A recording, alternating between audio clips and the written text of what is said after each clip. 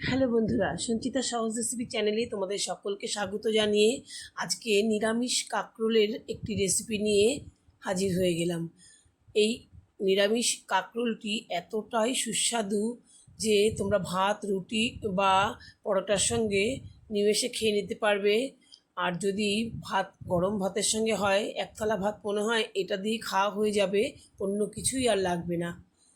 তার জন্য তোমাদের আশা করি রেসিপিটা তোমরা পুরোটা দেখবে, আর ভালো লাগলে কিন্তু একটা লাইক দিও, আর ছোট্ট করে কমেন্ট করতে কিন্তু ভুলো না।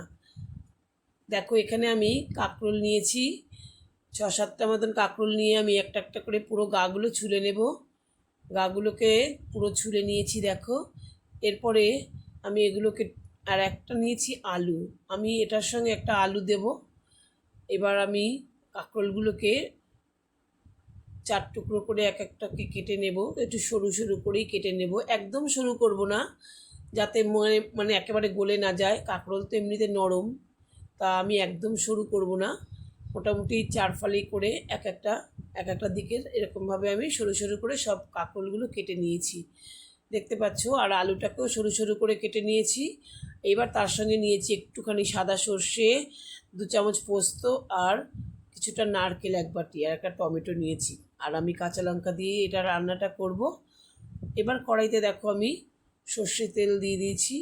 এবার আমি যে সর্ষে তেলটা দিলাম, এই তেলের মধ্যেই কিন্তু পুরো রান্নাটা আমি করে ফেলবো। আমি প্রথমে একটু কালো সর্ষে ফোড়ন দিয়ে দিলাম, আর একটা শুকনো লঙ্কা দিয়ে দিলাম। একটু মিষ্টি গন্ধ বেরোলে পরে আমি কাঁকরোল আর আলুটাকে যে সরু করে কেটে রেখেছি সেটাকে দিয়ে ভালো করে নেড়ে চেড়ে একটু ভাজা ভাজা করে নেব। প্রথমে ভাজা ভাজা করে নেব মানে আমি প্রথমে, এখন আমি দেখো নুন টুন কিছু দেব না, একটু নাড়াচাড়া করে নিচ্ছি। একটু যখন মানে নরম হওয়ার জন্য আমি এখানে একটু ঢেকে দেব, আর একটু ঢেকে দিয়ে আমি এখানে নাড়াচাড়া করে নিচ্ছি। 5 মিনিট মতন আমি রেখে একটু, তারপরে আমি কিন্তু দেখো একটুখানি লাল লাল হয়ে গেছে ভাজাটা,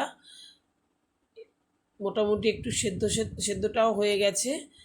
এবার আমি এখানে দিয়ে দেব, এখন আমি নুনটা দেব, আগে আমি দেইনি নুন, এখন নুন আর একটু হলুদ দেব। খুব বেশি মশলা আমি ব্যবহার করব না, একটু নুন হলুদ দিলাম, আর একটু জিরে আর ধনের গুঁড়ো দিয়ে দিচ্ছি 1/2 চামচ করে। আর এবার একটু জল দিয়ে আমি এই কাঁকরোল আলুর সঙ্গেই আমি এগুলোকে একটুখানি ভাজা ভাজা করে নেব, কারণ তেলটা একটু আমি প্রথমেই বেশি করে দিয়ে নিয়েছি। এই তেলের সঙ্গেই এগুলোও কিন্তু ভাজা ভাজা হয়ে যাবে। ততক্ষণ এটা নাড়াচাড়া করে ভাজা ভাজা হচ্ছে, ততক্ষণ আমি একটা মশলা বানিয়ে নিচ্ছি। দেখলে তো আমি নারকেল নিয়েছি, এখানে সর্ষে দিলাম একটুখানি, 1/2 চামচ মতো সর্ষে, 1 চামচ মতো সর্ষে দিলাম, 2 চামচ মতন আমি পোস্ত দিলাম, আর 1 মুঠো বাদাম দিলাম।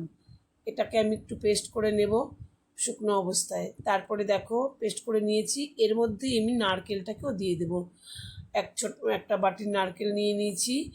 এবার নারকেলটাকে একটু জল দিয়ে নেব, জল দিয়ে নিয়ে, কেননা যেহেতু বাদামটাও রয়েছে, নাহলে আঠা আঠা হয়ে যাবে বেশি, একটু জল দিয়ে পেস্ট করে নিয়ে এসেছি দেখো। সঙ্গে কিন্তু কাঁচা লঙ্কাটাও দিয়ে দিয়েছি। এবার আমি দেখো এটা ভাজা ভাজা হয়ে এসছে, এবার আমি একটু দিয়ে দিলাম একটা টমেটো পেস্ট করে রেখেছিলাম, একটা বড় টমেটো। এখনকার টমেটো তো বন্ধুরা শক্ত, তাই এই টমেটোগুলোকে একটুখানি পেস্ট করে দেওয়াই ভালো। তারপরে টমেটোটা দিয়ে একটু নাড়াচাড়া করে নিয়ে একটু মিশিয়ে আমি এই যেই মশলাটাকে রেডি করে রেখেছিলাম নারকেল সর্ষে পোস্ত আর বাদাম দিয়ে, সেই মশলাটাকে আমি এর মধ্যে দিয়ে দিলাম। এর সঙ্গে কাঁচা লঙ্কাও আমি দিয়ে দিয়েছি, তাই আলাদা করে আমি এখানে মানে লঙ্কার গুঁড়ো দিলাম না। তোমরা চাইলে লঙ্কার গুঁড়ো বা কাশ্মীরি লঙ্কা এখানে ব্যবহার করতে পারো। তারপরে দেখো খুব সুন্দর করে নাড়িয়ে চাড়িয়ে একটু ভাজা ভাজা করে নেব, আর এই মিক্সি ধোয়া জলটা আমি দিয়ে দেবো, কারণ মিক্সির গায়ে অনেকটাই বাদাম বা নারকেল ওগুলো একটু লেগেছিলো। এই জলটাই দেব, এছাড়া আমি কিন্তু আলাদা করে কোনো জল দেব না, ব্যবহার করব না। এইবার আমি একটু ঢেকে রাখবো আবার 5 মিনিটের মতন।